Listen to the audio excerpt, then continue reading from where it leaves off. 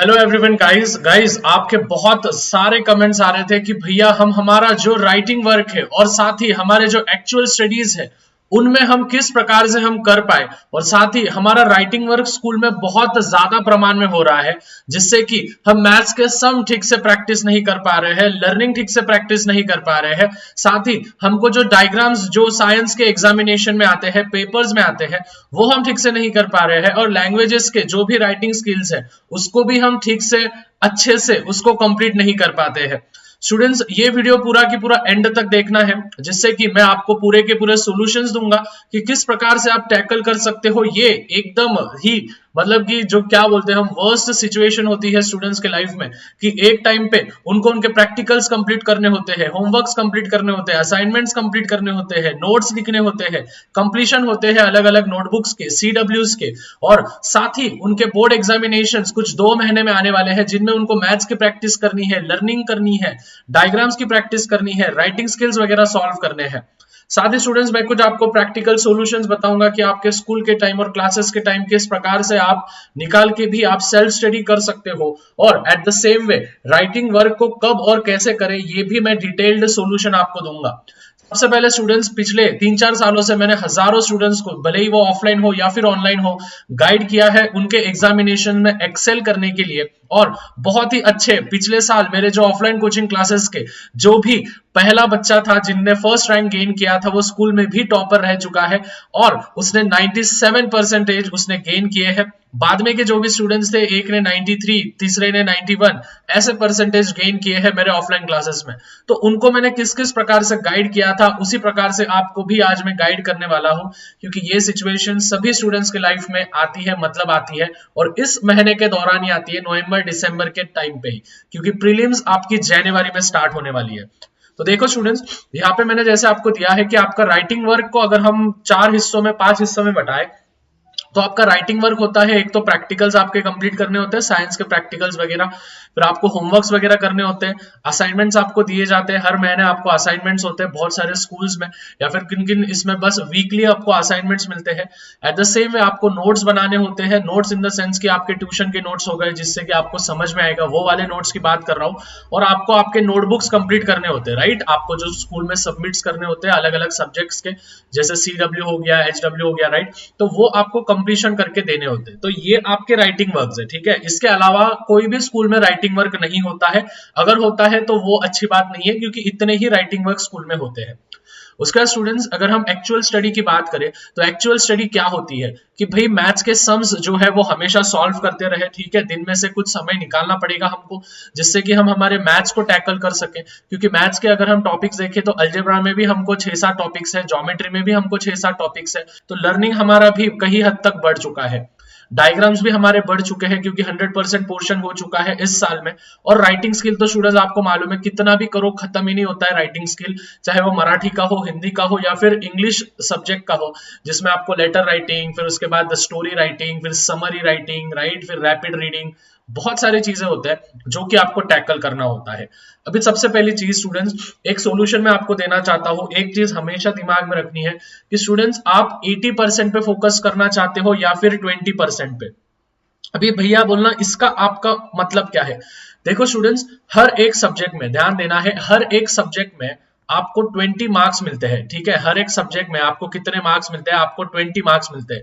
तो अगर हम बेस्ट ऑफ 5 पकड़े, ठीक है, तो आपको कितने मार्क्स मिल रहे हैं? Which is 100 marks, right. अगर हम बेस्ट ऑफ 5 पकड़े तो 100 मार्क्स मिल रहे हैं। लेकिन स्टूडेंट्स ये इंटरनल है, ध्यान से समझना, ये जो है आपके बोर्ड एग्जामिनेशन में ये इंटरनल मार्क्स है, 100 मार्क्स जो कि स्कूल वाले आपको देंगे। और स्टूडेंट्स आपके हाथ में हर एक पेपर में होते हैं 80 मार्क्स, ठीक है। हर एक पेपर में होते हैं 80 मार्क्स, 80 को 5 से मल्टीप्लाई करो, 5 सब्जेक्ट्स होंगे बेस्ट ऑफ 5 को, ठीक है, तो वो कितने हो जाएंगे? 400 मार्क्स, राइट। तो स्टूडेंट्स ये आपको डिसाइड करना है कि आप किस चीज पे फोकस करना ज्यादा चाहते हो। एक आप 400 मार्क्स पे फोकस करना चाहते हो या 100 मार्क्स पे। मैं बच्चों को हमेशा वही बोलता हूं कि यार तुम 20% के लिए जाओगे, ध्यान से सुनना, आप अगर 20% के लिए जाओगे तो आपके 80% खतरे में आप डाल दोगे। मतलब कि क्या, अगर आप दिन भर बस प्रैक्टिकल्स, होमवर्क्स, असाइनमेंट्स, नोट्स और यही चीजें अगर आप कंप्लीट करते रहे स्टूडेंट्स, तो आप आपका एक्चुअल स्टडीज कब करोगे, लर्निंग कब करोगे, प्रैक्टिसिंग कब करोगे, पेपर सॉल्विंग कब करोगे, ये चीजें आपको दिमाग में रखनी है।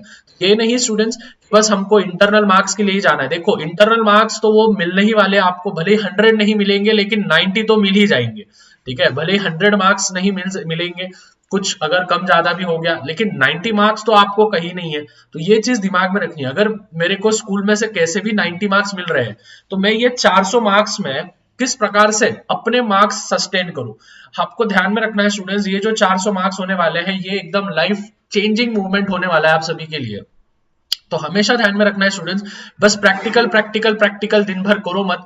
ध्यान में रखना है कि आपको आपके 80% मार्क्स पे आपको फोकस करना है, 80% पे आपको फोकस करना है। ये नहीं कि आप बस 20% पे ही लगे गए हो। अभी आप बोलोगे भैया ठीक है, ये सब चीजें तो ठीक है, लेकिन हमारे स्कूल का टाइम तो हमारा मैच ही नहीं होता है, स्कूल का टाइम हमारा बहुत ही अलग है। देखो मैं 2 क्राइटेरिया दे देता हूं हर एक की स्कूल, आप मुझे कमेंट में बताना है आप कौन से टाइप में आते हो, फर्स्ट टाइप में आते हो या फिर सेकंड टाइप में। फर्स्ट टाइप में ऐसे बच्चे हैं जिनकी स्कूल सुबह 7 बजे शुरू होती है और दोपहर को 1 बजे तक, 12:30 बजे तक खत्म हो जाती है। और फिर उनकी ऑफलाइन जो कोचिंग क्लासेस होती है, या फिर जाते होंगे नहीं जाते होंगे, तो ऐसा समझ लो कि वो 2 से 4 नहीं तो 2 से 5 तक होती है। रैंडम सी क्लासेस 3 घंटे होती है, 3 घंटे से ज्यादा आप अगर उधर बैठ रहे हो तो टाइम पास कर रहे हो आपका, ये चीजें ध्यान में रखना है, ठीक है। तो ट्यूशन शुड बी 10th की ट्यूशन तो भाई मेरे हिसाब से 3 घंटा बहुत हो गई है, ठीक है, क्योंकि वहां पे बस सिखाना ही जा रहा है। तो स्कूल में भी सिखाते हैं, वहां पे भी सिखाते हैं, तो सेल्फ स्टडी को वक्त नहीं मिलता है, ठीक है।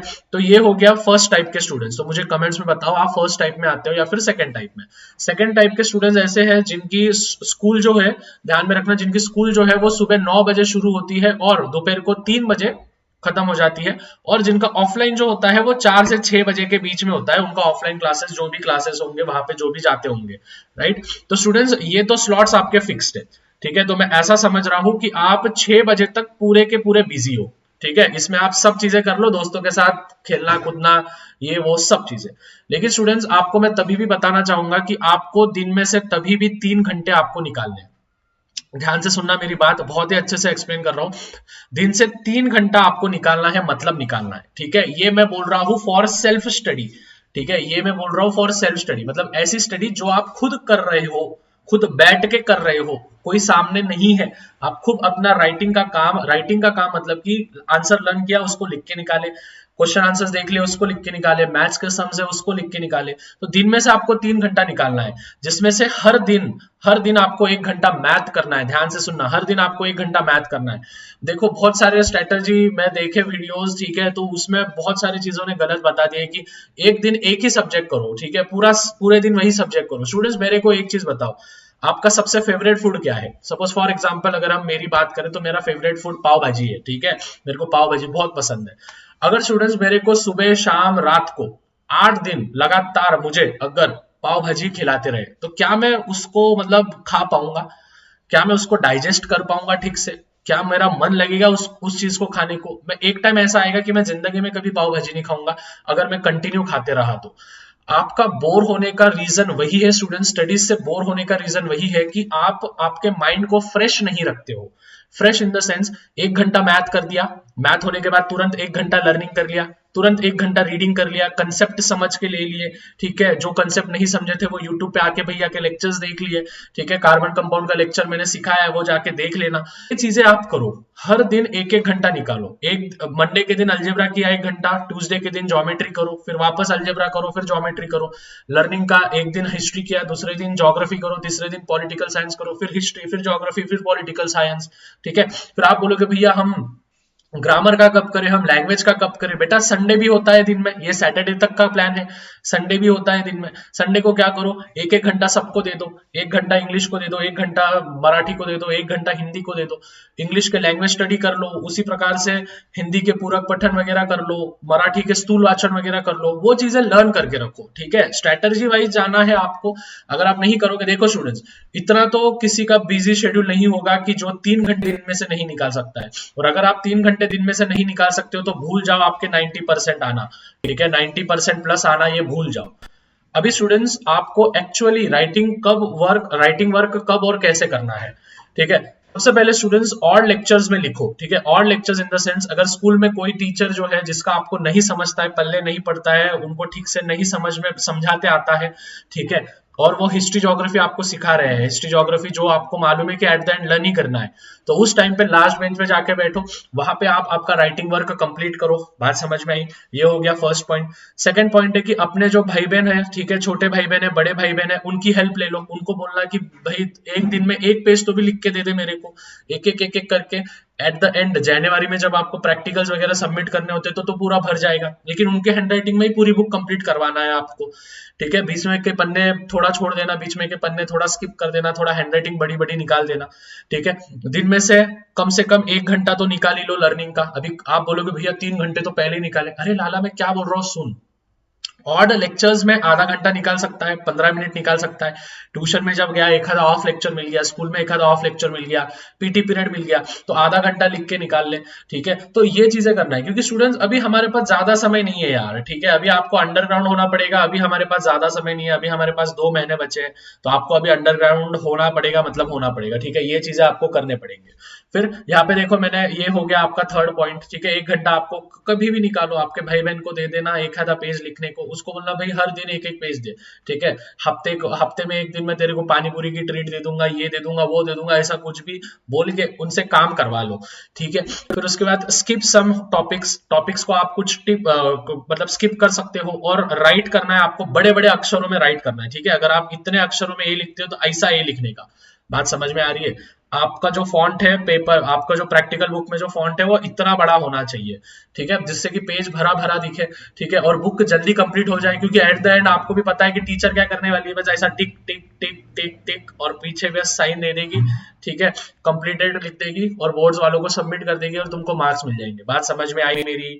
ओके, तो ये चीजें हमेशा ध्यान में रखनी है। और एट द एंड स्टूडेंट, सबसे पहले तो मैं ये बता दूं, मार्क्स तो वैसे भी मिलते ही है इंटरनल्स के, तो उसका आपको बिल्कुल टेंशन नहीं लेना है।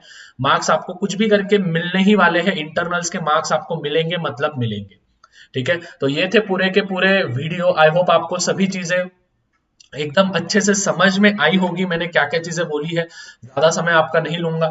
At the same way students, अपना शाह कोचिंग क्लासेस ऐप मैंने लिंक डिस्क्रिप्शन में दिया है, जहां पे आप 11 रुपीज में पूरे के पूरे प्रीवियस ईयर क्वेश्चन पेपर्स आप ले सकते हो, ठीक है। विद मतलब पूरे के पूरे पेपर के मैंने स्क्रीनशॉट खुद निकाल के डाले हैं, ठीक है। तो आप एक बार ऐप को जरूर चेक करो। और ऐप पे स्टूडेंट्स वन शॉट वीडियोस की भी सीरीज मैंने चलाई है, ठीक है। तो ऐप पे वन शॉट वीडियोस की भी है, फ्री ऑफ कॉस्ट है, ठीक है, फ्री है, वो लेक्चर्स फ्री ऑफ कॉस्ट है, पूरा की पूरा फ्री है। तो आप वो भी चीजें ऐप पे जाके देख सकते हो।